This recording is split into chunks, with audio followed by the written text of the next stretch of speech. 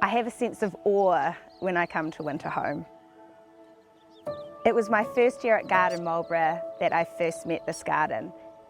I had absolutely no idea that gardens like this existed. So arriving here, my head kind of fell off my shoulders, to be honest. We're 100 feet above sea level. Climatically, we consider ourselves to be frost-free. It enables us to grow some somewhat exotic plants here. Principally, it's a family home.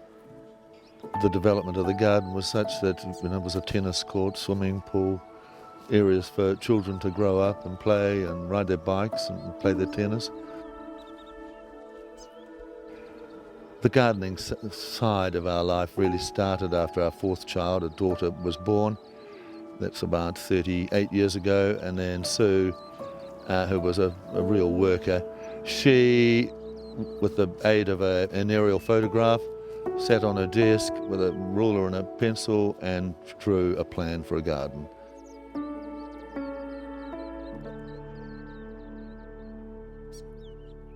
Her main interest really was design rather than plants per se. I think Sue was really inspired by Russell Page and his book, The Education of a Gardener. That was like her Bible.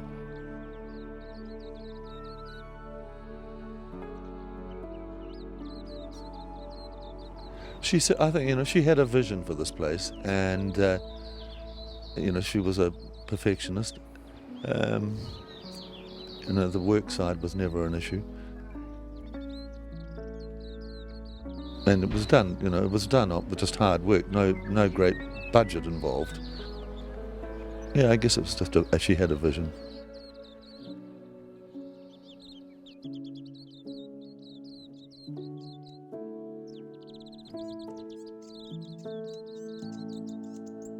What the future holds, I'm not sure, but it is obviously great to have a family living here. It's terrific. To see grandchildren running around, that's amazing.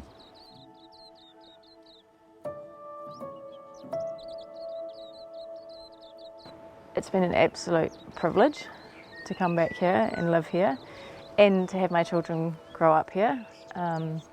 It's just a little boy's paradise. It's magic, really. You couldn't wish for anything better. So I feel really lucky. Every time we came home there was something new in another area, but we were also a big part of doing that development with Mum and Dad. So, and that was cool, we enjoyed that. And I guess from that to now, being the guy that is doing most of the work, you sort of have appreciation for what it takes, but also an understanding of how Mum and Dad wanted it to look. Well, don't be afraid to experiment. Express yourself, really. What's perfect in a garden situation? Every garden is so different. So, what appeals to one person may not appeal to another.